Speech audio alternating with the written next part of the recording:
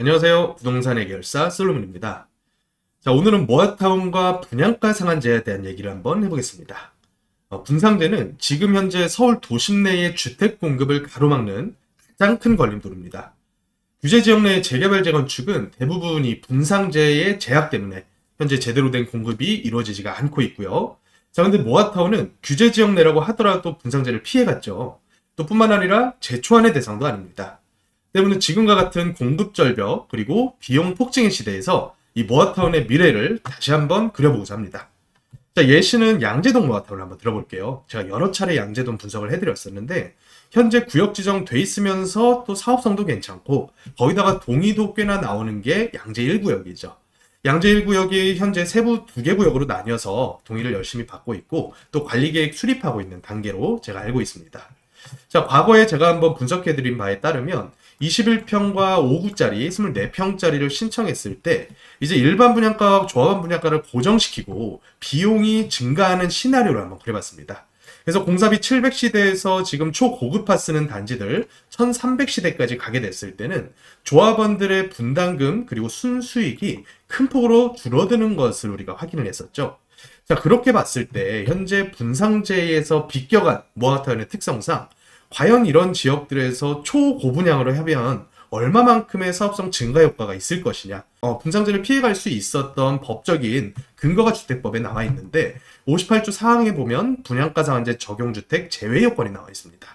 LH 또는 지방공사가 각 목에 해당하는 사업에 시행자로 참여하거나 아니면 1호의 사업에서 건설 공급하는 주택의 전체 세대수의 10% 이상을 임대주택으로 건설 공급했을 경우에는 분상제 적용주택에서 제외를 받을 수가 있습니다.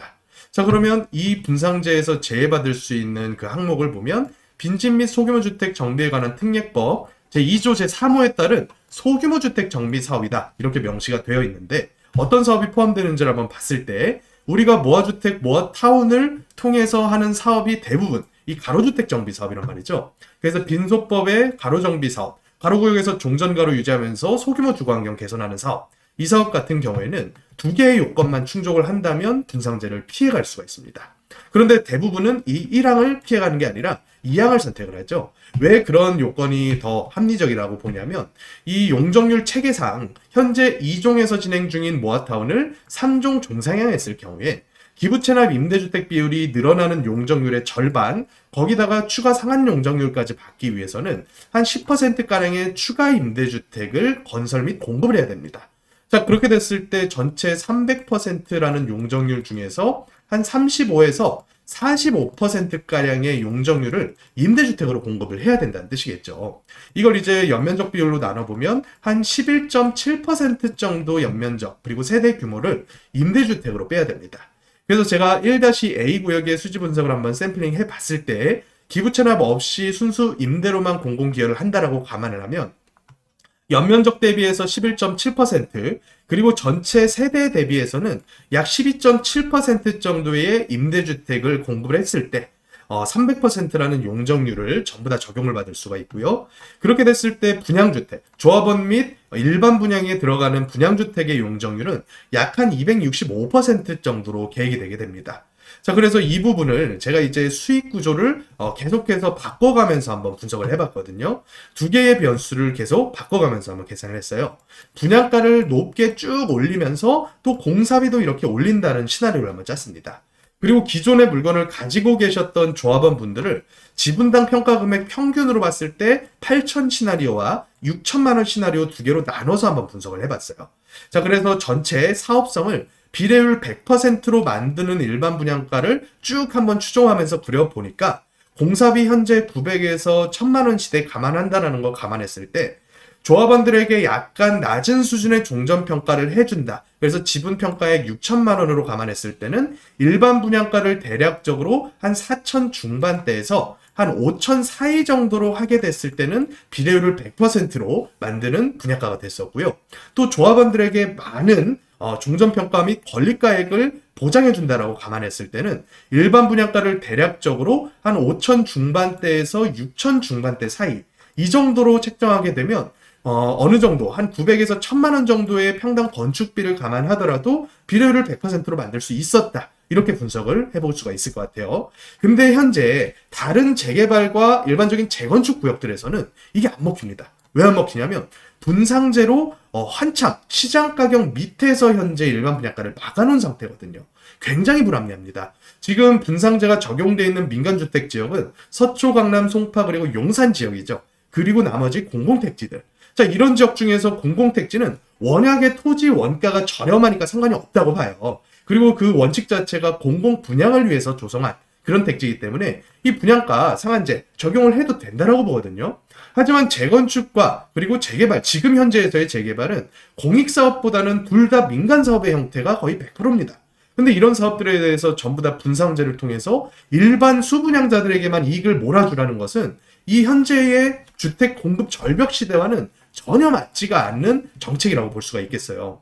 그런데 이 분상제가 없어진다고 하더라도 무조건적인 초고분양가가 먹히겠느냐라는 의문을 제시하는 분들이 계시는데, 최근에 이루어졌었던 서울 상급지 분양가를 보면 이런 의심이 확 달아날 거예요. 여기가 이제 성수 사지구고 여기가 광진구 포제스 한강입니다. 이제 서울도 평당 1억 원 분양가 시대를 돌입을 했어요. 그래서 인위적으로 시장 가격 밑에서 일반 분양가를 늘러놓은 조정 지역이 아니고서는 평당 1억을 해도 먹힐 것이고요. 좋은 동네 신축들 거래되는 그런 형상을 봤을 때 평당 1억 시대를 넘어갔다고 저는 보고 있어요. 자, 그렇기 때문에 지금 현재 민간 건축 행위에 있어서 분양가 상한제가 계속해서 유지되는 것은 사실 민간 사업이라는 그 틀을 완전히 무시하는 행태다. 이렇게 볼 수가 있겠고, 또 그것을 피해간 모아타운이라고 하는 사업의 미래는 어떻게 보면 재개발 사업의 합리적인 대안이 될 수도 있겠다라는 생각이 좀 들어요. 물론 그 전제 조건 하에는 재개발보다 더 까다로운 조합 설립 동의율을 전부 다 충족한다는 그 전제를 깔고서 봐야겠죠. 그래서 한번 정리를 해보자면, 비례율을 100%를 만들면서 조합원들에게 평당한 6천 정도의 평가 금액을 제시를 했을 때는 적어도 5천만 원 정도, 평당 5천이면 5구짜리 24평 같은 경우에는 한 11억, 12억 정도 분양이 돼줘야 되겠고요. 또 34평짜리 한 84 정도 사이즈에서는 한 16억에서 17억 정도의 일반 분양이 돼줘야 된다는 거예요. 근데 개포동과 바로 연접해 있는 양재동의 특성상 지금 현재 이 가격 정도로 분양하면 아주 미어 터질 겁니다. 분양 청약 경쟁률이 어마어마할 거예요. 자, 그렇다 봤을 때 오히려 조합원들에게 이익을 더 몰아줄 수도 있겠죠. 그래서 조합원들의 권리가액 평가 금액을 더 높여줬을 때는 한 6천 정도까지 일반 분양을 끌어올려야 비례율을 100% 달성을 할 수가 있을 텐데, 그렇다고 하더라도 지역성 대비해서 무리한 분양가라고 보이지는 않는다. 5구짜리 24평짜리 기준에 했을 때는 한 14억대 정도, 그리고 84짜리 34평짜리 기준에 했을 때는 6천짜리 하면 한 17억 18억대 정도, 한 18억대 정도 되겠네요. 요 정도 분양가면 개포동에 재건축 완료된 신축 아파트 현재 24억 가니까 충분히 시장에서는 이것을 수용해서 청약을 넣을 거란 말이죠. 그래서 민간 사업의 특성상 이런 식의 분양가 상한제를 적용하는 것이 시장 교란 행위고, 또 민간 분양들에 있어서는 일반 분양을 오히려 더 적게 만드는 결과밖에 안 나는단 말이죠. 조합원들이 더 대형 평수 가져가면서 차라리 비용을 더 내더라도 공급을 조합원들의 이익으로 더 끌고 가겠다라는 선택을 할 가능성이 훨씬 더 크다라고 봅니다. 그래서 분상제가 적용됐을 때의 시나리오론 종전평가를 낮게 할 수밖에 없겠고요. 또 아니면 조합원 분양가를 높이거나 혹은 비례율을 낮춰서 권리가액을 낮추거나 이런 선택으로 이어질 가능성이 있을 텐데, 이것을 조합원들의 이익으로 귀속시키면서 차라리 일반 분양분을 적게 끌고 가는 대신에 지어진 이후의 가격 상승에다가 올인하는 전략을 펼칠 지역이 꽤 늘 것이다. 어떤 지역이냐면 아까 봤던 대로 초상급지들, 이런 식의 초고가 분양이 가능한 지역들에서는 괜히 조합원의 이익을 생판 모르는 제3자에게 귀속시키려고 안 할 것이다. 그래서 이런 공급 절벽 시기, 그리고 비용 증가 시기, 거기다가 겹쳐진 가격 폭증의 시기일수록 모아타운처럼 이 민간 규제들, 민간 분양에 대한 규제들을 피해간 지역들은 사업성이 일반적인 재개발보다, 규제가 겹겹하게 쌓인 재개발 재건축보다도 반사적인 사업이익이 높아지는 효과를 조금씩 누릴 가능성이 커지고 있다. 이렇게 정리하면 될 것 같아요. 자, 그래서 이런 식의 모아타운이라고 하는 사업에 이해를 하고 나서 투자를 진행을 해야 됩니다. 그래서 투자에 대한 확실한 이해, 그리고 좋은 지역과 물건에 대한 얘기 듣고 싶으신 분은 토요일에 있는 오프라인 강의 참석해 주시면 아주 좋은 기회가 될 것이라고 장담합니다. 자, 지금까지 부동산 해결사 솔로몬이었습니다.